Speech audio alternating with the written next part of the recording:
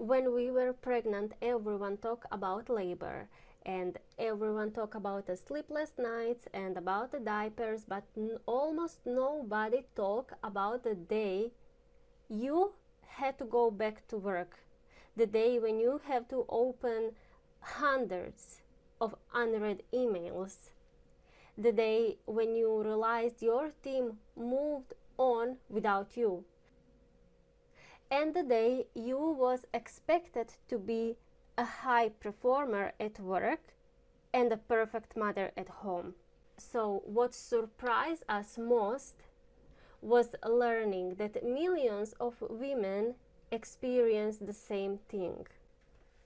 In these videos we are going to discuss when exactly to go back to work after your maternity leave and how, because this is also important.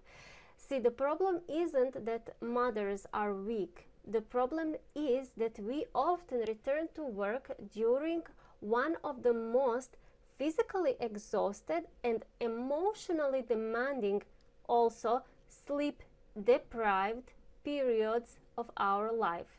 What research says, in the last 3 years, women returning before 3 months usually report higher stress and burnout.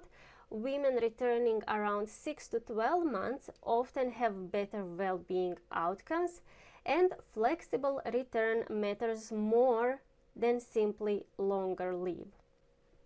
Different countries have a different time frame for the maternity leave. So in USA is 3 to 4 months, UK 9 to 12 months, Australia also 9 to 12 months, France 4 to 8 months, Germany 12 to 24 months, Sweden and Nordic countries 12 to 18 months. Not every time everything is paid.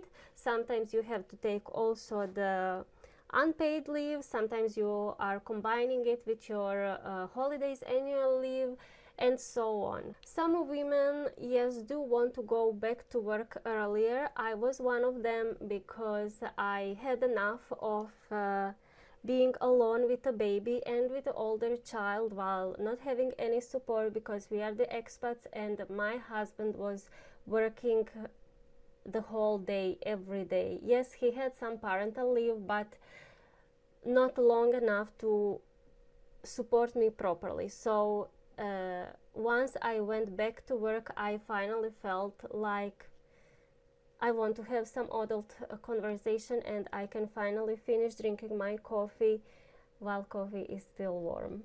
That wasn't the case at home when I just had a baby, yeah. But many women have different concerns also. They are afraid about being seen less committed. They fear of missing promotions. They concern about replacement by colleagues. They are anxious about their job security.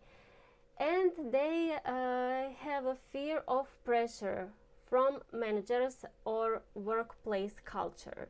And because of that, they want to return earlier so that they wouldn't miss anything and they would continue to working so that their job will still be secure and career have a nice upward arrow. One of the most common reasons to go back to work earlier is, of course, income loss or financial necessity.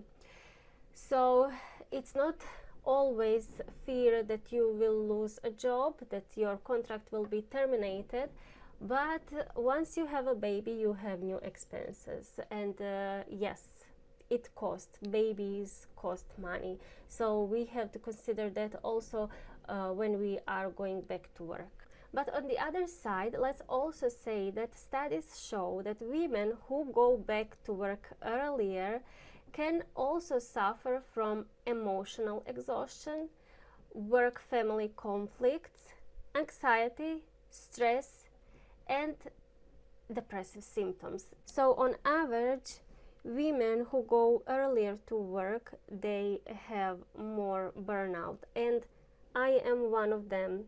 I went back when my baby was 4 months old, and in the next 10 months, 10 months I had a burnout. So think about that, and have that also in your mind, that you could have a burnout once when you go back to work. So let's now see some differences, what is happening with you when you go back very early, like 3 months, or before 3 months, when you have a little bit more rest, so between 6 months and 12 months, and what after 12 months, if you really stay a longer period of time at home. So first of all, for the very early return, less than 3 months, so it says that women returning within first few months postpartum tend to report more sleep deprivation, higher stress, more breastfeeding disruption, greater family work conflict, and higher emotional exhaustion.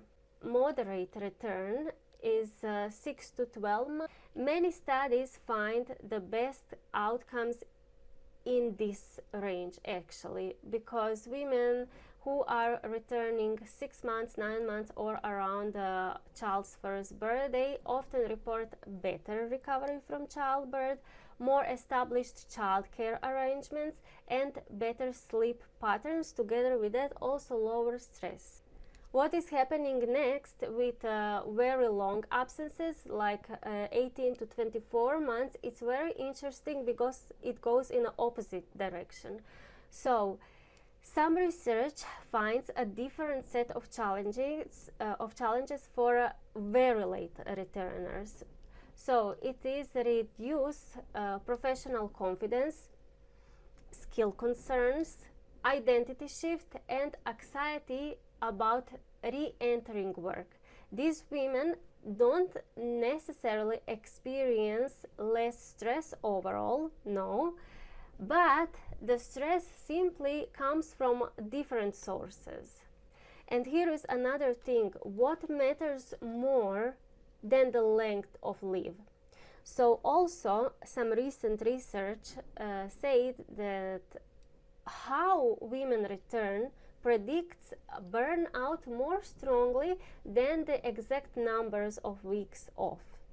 The strongest proactive factors are flexible return, management support, predictable childcare, and partner involvement. So you can have a flexible return if this is possible, that you work hybrid, so sometimes from home, sometimes from work, or that you don't go fully 5 days back to work, that you will be working for the beginning 2 days in a week, and the rest you will be at home, and then you are gradually adding up hours and days. So if you are preparing to return to work after maternity leave, you are not failing because it feels difficult. You are navigating one of the biggest transitions a professional woman will ever experience. So, because of that, in the next video, I want to talk about something almost nobody discusses: how expensive maternity leave actually is for companies, and why that reality creates anxiety for many women returning to work. So let's see you there.